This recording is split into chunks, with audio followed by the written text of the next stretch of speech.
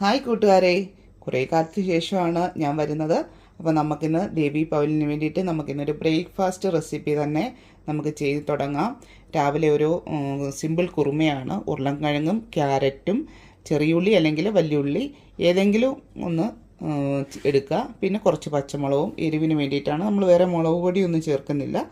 അപ്പോൾ ഇന്ന് നമുക്ക് ബ്രേക്ക്ഫാസ്റ്റ് നല്ലൊരു കിടുക്കൻ ബ്രേക്ക്ഫാസ്റ്റ് ചെയ്ത് തന്നെ നമുക്ക് തുടങ്ങാം. അപ്പോൾ ഇത് ഞാൻ ആദ്യം കുക്കറിലൊന്ന് വേവിക്കാനായിട്ട് ഇത് വെക്കട്ടെ. ഇത് ഇതിൻ്റെ കൂടെ നമുക്ക് ഗ്രീൻ പീസൊക്കെ വേണമെങ്കിൽ ചെയ്യാം. ഉണക്ക ഗ്രീൻ പീസോ പച്ച ഗ്രീൻ പീസോ എങ്ങനെ വേണമെങ്കിലും ചെയ്യാം. ഇതിൻ്റെ ഇപ്പം നമ്മുടെ കയ്യിലുള്ള പച്ചക്കറി വെച്ചിട്ടാണ് ഞാനിത് ചെയ്യുന്നത്. ഇനി നമുക്കിതിലേക്ക് ആവശ്യത്തിന് വെള്ളം ഒഴിക്കുക. കുറച്ച് മഞ്ഞൾപ്പൊടി ഇടുക. ആവശ്യത്തിന് ഉപ്പ് ഇടുക. ഉപ്പ് പിന്നെ പോരായെങ്കിൽ നമുക്ക് കറി വേവിക്കുന്ന സമയത്ത് ഇടാം. ഇനി നമുക്കിത് കുക്കർ അടച്ച് നമുക്ക് വേവിക്കാനായിട്ട് തുടങ്ങാം.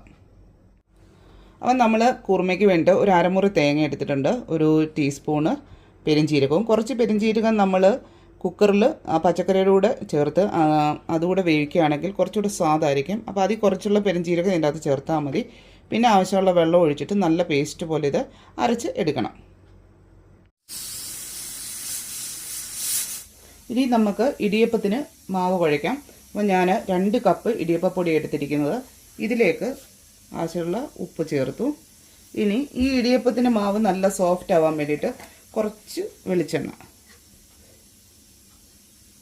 ഈ ഇടിയപ്പത്തിലേക്ക് ഞാൻ ഒഴിക്കുന്നത്. ഒന്നുമില്ല, നമുക്ക് ചൂടുവെള്ളം ഒഴിക്കാം, തിളപ്പിച്ച ചൂടുവെള്ളം ഒഴിക്കാം. ഇല്ലെങ്കിൽ നമുക്ക് കുറച്ചുകൂടെ സ്വാദ് കിട്ടാൻ വേണ്ടി പാലാണ് ചേർക്കുന്നത്. ഇത് തേങ്ങാപ്പാലല്ല, പശുവും പാലാണ്. നല്ലപോലെ തിളപ്പിച്ച പശുവും പാലാണ്. ഇത് ഞാനങ്ങ് ഒഴിക്കുകയാണ്. ഇപ്പം കൈകൊണ്ട് ഇളക്കുന്നില്ല, നല്ല ചൂടാണ്. ഈ ഒരു പാല് നമ്മളിപ്പോൾ ചേർത്തത് പോരാ, കുറച്ചുകൂടെ ചേർക്കാം. വീണ്ടും 1 കപ്പ് എടുക്കുകയാണ്. കുറച്ച് ചേർത്തു, നോക്കട്ടെ ശരിയാവുണ്ടോ. ഇത് എന്തെങ്കിലും പാലോ അല്ലെങ്കിൽ വെള്ളമോ കൂടി പോയി കഴിഞ്ഞാൽ നിങ്ങൾക്ക് വറുത്ത അരിപ്പൊടി ചേർക്കാവുന്നതാണ്. അപ്പം കൂടുതൽ വെള്ളത്തിൻ്റെ അംശമായി കഴിഞ്ഞ് കഴിഞ്ഞാലും ഇടിയപ്പത്തിന് നമ്മൾ പീച്ചുമ്പോൾ അത് കറക്റ്റ് ആവത്തില്ല. അപ്പോൾ അതിൻ്റെ പരുവം കറക്റ്റായിരിക്കണം. ഇപ്പം നമ്മളൊരു 1.5 കപ്പ് പാലെടുത്താൽ മതി 2 കപ്പ് അരിപ്പൊടിക്ക്. അപ്പോൾ ജസ്റ്റ് ഒന്ന് തണുത്ത് കഴിയുമ്പോൾ നമുക്ക് ഈ മാവ് ഒന്ന് ടൈറ്റാക്കി കൈകൊണ്ട് തന്നെ ഒന്ന് ഇങ്ങനെ കുഴച്ചെടുക്കണം. ഇനി നമുക്കിത് പീച്ചാനായിട്ട് തുടങ്ങാം. ഇനിയിപ്പം നമുക്ക് പീച്ചാനായിട്ട് തുടങ്ങാം. ആദ്യം നമുക്ക് കുറച്ച് തേങ്ങ ഇടുക. അപ്പോൾ ഞാൻ ഇലയിലാണ്, വാഴയില മുറിച്ചിട്ട് വാഴയിലയിലാണ് ഇന്ന് ഇടിയപ്പം ഉണ്ടാക്കുന്നത്. നമുക്ക് ആവശ്യമുള്ള തേങ്ങ ചേർക്കുക. അപ്പോൾ നമുക്കിനിയും പീച്ചാനായിട്ട് തുടങ്ങാം. കുറച്ച് എണ്ണ ഇതിൻ്റെ ഉള്ളിൽ പുരട്ടി കഴിഞ്ഞാൽ ഒട്ടിപ്പിടിക്കാതെ നമുക്ക് ചെയ്തെടുക്കാൻ പറ്റും.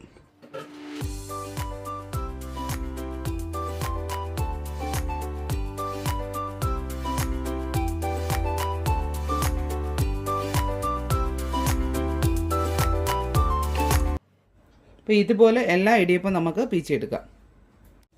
ഇടിയപ്പം എല്ലാം നമ്മൾ ഇടിയപ്പ പാത്രത്തിലാക്കി വെച്ചിട്ടുണ്ട്. ഇനിയിപ്പോൾ ഇത് സ്റ്റീം ചെയ്ത ശേഷം നമുക്ക് ഇടിയപ്പം എടുക്കാം. അപ്പം നമ്മുടെ കറിയെല്ലാം ഉരുളക്കിഴങ്ങൊക്കെ വേവിക്കാൻ വെച്ചത് ഒറ്റ വിസിലേ ഞാൻ ചെയ്തിട്ടുള്ളൂ, അത് വെന്തിരിക്കുകയാണ്. ഇനി ഇതിലേക്ക് നമുക്ക് മല്ലിപ്പൊടി ചേർക്കാം. അപ്പം മല്ലിപ്പൊടി ഇപ്പോൾ ചേർക്കും. നമ്മൾ വറുത്ത മല്ലിപ്പൊടിയല്ല, സാധാ പച്ചമല്ലി പൊടിച്ചതാണ്. ഇത് ആവശ്യത്തിന് ചേർക്കാം. മുളക് പൊടിയൊന്നും ചേർക്കത്തില്ല, പച്ചമുളക് ചേർത്തേക്കുന്നത് കൊണ്ട്. എന്നിട്ട് നമുക്കിത് വീണ്ടും തീ ഓൺ ചെയ്യാം. കാരണം മല്ലിപ്പൊടി ഒന്ന് വേകണം. മല്ലിപ്പൊടി ഇട്ടതായതുകൊണ്ട് തേങ്ങ നമ്മൾ ചേർത്ത ശേഷം തിളപ്പിക്കത്തില്ല. അതുകൊണ്ട് മല്ലിപ്പൊടി ചേർത്ത് ഈ കറിയെ ഒന്ന് നല്ല പോലെ ഒന്ന് തിളച്ച ശേഷം മാത്രം തേങ്ങ ചേർക്കുക. മല്ലിപ്പൊടിയൊക്കെ ഇട്ട് നന്നായിട്ട് തിളച്ച് വരുവാണ്. ഇതിലേക്ക് ഞാനൊരു അരമുറി തക്കാളിയും കൂടെ ചേർക്കുകയാണ്. ലാസ്റ്റ് ചേർത്താൽ മതി. അപ്പോൾ ഒരുപാട് തക്കാളി ഇങ്ങനെ വെന്തുടയണമെന്നൊന്നുമില്ല. തക്കാളി ഓപ്ഷനാണ്, വേണമെങ്കിൽ ചേർക്കാം, വേണ്ടെങ്കിൽ ചേർക്കണ്ട. നന്നായിട്ട് തിളച്ച് കറി ഒന്ന് ചെറുതായിട്ടൊന്ന് കുറുകി വന്നു. ഈ സമയം നമുക്ക് തേങ്ങ അരച്ചത് ചേർക്കാം. തീ കുറച്ച് വെച്ചിട്ട് തേങ്ങ അരച്ച് ചേർക്കാം.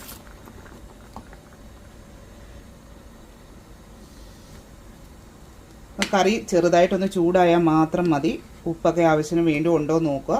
നിങ്ങൾക്ക് മസാലയുടെ രുചി വേണമെന്നുണ്ടെങ്കിൽ വീണ്ടും നിങ്ങൾക്ക് ഗരം മസാലപ്പൊടി ചേർക്കാം, അല്ലെങ്കിൽ പെരുംജീരകത്തിൻ്റെ മാത്രം പൊടി ചേർത്താൽ മതിയാവും. അപ്പോൾ ഇതൊന്ന് ഇളക്കി, നന്നായിട്ട് ഇളക്കി ചെറിയ ചൂടിൽ തിളയ്ക്കാതെ ഇത് വാങ്ങി വെച്ചിട്ട് നമുക്ക് കടുക് വറുക്കാം. അപ്പോൾ നമ്മുടെ കറിയെല്ലാം റെഡിയായി നല്ല കുറുകി വന്നിരിക്കുകയാണ്. അപ്പോൾ ഇങ്ങനെ കുറുകിയിരിക്കുന്നതുകൊണ്ടായിരിക്കാം കുറുമയെന്നുള്ള പേര് ഈ ഒരു കറിക്ക് വരുന്നത്. ഇനി നമുക്ക് കടുകും വറ്റൽമുളകും ചെറിയുള്ളിയും അല്ലെങ്കിൽ കറിവേപ്പിലയും കൂടെ കുറച്ചുകൂടി ഇട്ട് നമുക്ക് വേണമെങ്കിൽ മൂപ്പിച്ച് ഈ കറിക്ക് മുകളിൽ ഒഴിച്ച് കഴിഞ്ഞാൽ കുറച്ചുകൂടെ സ്വാദായിരിക്കും. അപ്പോൾ ഇത് ലാസ്റ്റ് ചെയ്യാം. ഞാനത് വീഡിയോ ലെങ്ത് കൂടാതിരിക്കാൻ വേണ്ടി അത് കാണിക്കുന്നൊന്നുമില്ല. ഇടിയപ്പം തയ്യാറായി കഴിഞ്ഞു. അപ്പോൾ ഇത് രണ്ടും എല്ലാം റെഡി ആയി കഴിഞ്ഞ ശേഷം നമുക്ക് ബ്രേക്ക്ഫാസ്റ്റ് കഴിക്കാനായിട്ട് തുടങ്ങാം. അപ്പോൾ ഇതാണ് ഞങ്ങളുടെ ഇന്നത്തെ സാറ്റർഡേയിലെ ബ്രേക്ക്ഫാസ്റ്റ്. അപ്പോൾ ഇടിയപ്പം എല്ലാം റെഡിയായി വാഴയിലൊക്കെ ആകുമ്പോൾ ഒന്നുകൂടെ സ്വാദ് കൂടും. അടിയിൽ തേങ്ങയൊക്കെ വെച്ചിട്ടുണ്ട്.